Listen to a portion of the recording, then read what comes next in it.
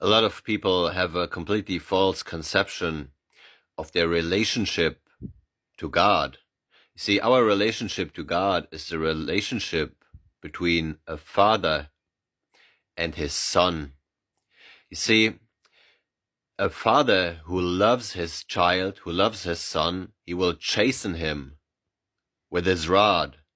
You see, if you aren't chastened by God, that means you're a bastard. You see, we are going to get into the scriptures, and I'm going to explain all of that to you. So, if you don't receive any chastening, any correction of God, that means you're not a son of his, you see. You're a goat and not a sheep. So why are you angry when God chastens you? That means you're a son, you see. Why do you look at the wicked and their children and you think to yourself, oh man, the wicked, they get all the good stuff, and this son's dad, he never corrects him, he never beats his ass or anything like that. He just gives him all the material stuff that he wants, and he can just do whatever the hell he pleases. That may be correct, and that child maybe have a pleasurable season of sin, you see, but it is short. And it passes away quickly. That is why the scriptures tell you not to envy the wicked, you see. Likewise, when you ask God for something, you see, God doesn't look at it and he's just like, okay, you asked me for a wife. Now I'm not just going to give you a wife. You see, don't pray for the wife. Pray to become the one who is able to bear her and the children that you will have, you see? Now, don't you have to gather experience? Don't you have to become a husband and or a father? Now, what makes up a husband or a father?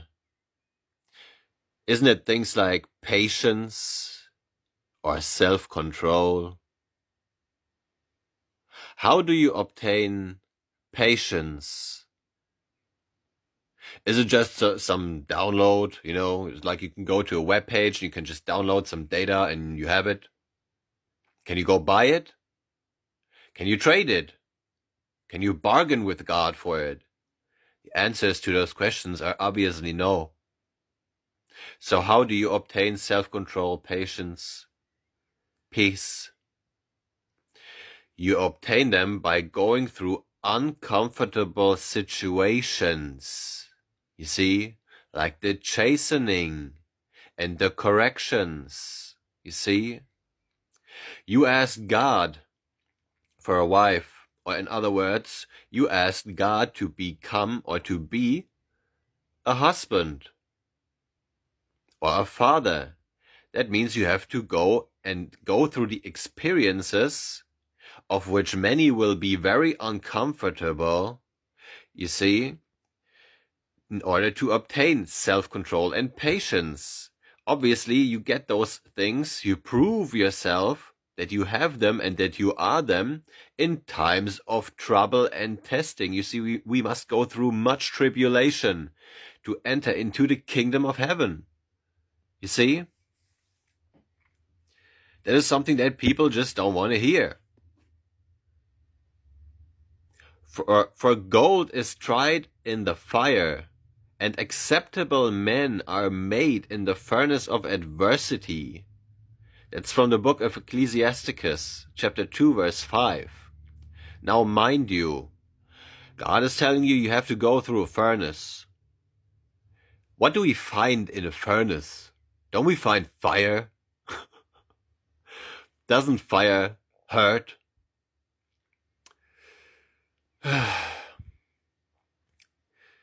You see, you don't get the good things. Like, I mean, think about it. Have you ever gotten anything good in your life and you didn't have to go through suffering to obtain it?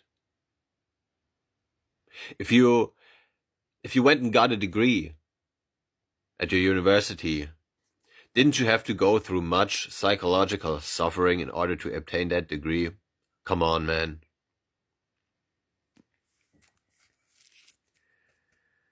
Let's start in the book of Hebrews, chapter 12, verse 5. And ye have forgotten the exhortation which speaks unto you as unto children. You see, he is establishing the relationship between you and God. You are the child, the son. He is the father. My son, despise not the chastening rod of I am, nor faint when you are rebuked of him. For whom I am loves, he chastens, and scourges every son whom he receiveth. Stop looking at the wicked and what they do, what they get to experience.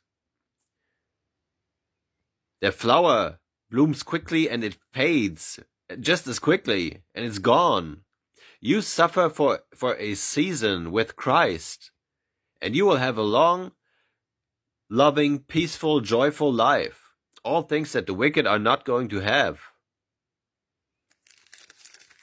Verse 7. If you endure chastening, God deals with you as with sons. You see, if you endure, it is impossible to please God without faith, meaning confidence. You have to remain confident in his love. You can't stray away from it. For what son is he whom the father doesn't chasten? If you have a dad and your dad never chastened you, your dad never corrected you, that means he hates you. Hate is not an emotion. Hate is rejection. He rejects you. He doesn't care about you. If he cared about you, then he would have corrected you. If he doesn't care about you, he just lets you do and indulge in whatever kind of wicked shit your mind can come up with. You see? Verse 8, but if you be without chastisement, whereof all are partakers in the faith, that is, then are you bastards and not sons, you see? You're rejected. If he doesn't chasten you, you're a reject. Plain and simple. Furthermore, we have had fathers of our flesh, fleshly fathers, our dads, right? Which corrected us, and we gave them reverence. Shall we not much rather be in subjection unto the Father of spirits and live? Come on. Your father corrected you, okay? Your earthly father, your dad, right? And you actually, after you spent some time in his life, you grew up, right? And you thought to yourself, man, actually, when my dad chastened me, when he corrected me, when he beat my ass, that 1 or 2 times, or maybe a couple times, depending, that was actually good for me. It was good. It actually showed me that I now see that my father loves me, because he could have just let me do whatever the hell I pleased, you see, and let me go on in my folly and die. For they verily for a few days chastened us after their own pleasure, but he for our profit, that we might be partakers of his holiness, you see, so we get a much greater reward. We have a much greater reward waiting for us when we endure. Now, no chastening for the present seems to be joyous, you see, but grievous. It's not joyous to get your ass beat when you're a young kid. It's not joyous to be chastened and corrected all the time and your dad is on your ass 24/7 or almost 24/7 because you gotta go sleep eventually. Nevertheless, afterward, it yields the peaceable fruit of righteousness unto them which are exercised thereby. Righteousness is right thinking, right thought. You see? I am loved, I am peaceful, I am joyful. You are thinking right concerning God, concerning I am. You see? The wicked don't have that. You see? What do the wicked have? The wicked have endless ruminations in their mind. I am worthless, I'm stupid, I'm powerless, I'm never amounting to anything, I'm poor. You see? Because they were never chastened, they were never corrected, they never received any instruction. Wherefore lift up the hands which hang down, and the feeble knees, and make straight paths for your feet, lest that which is lame be turned out of the way, but let it rather be healed.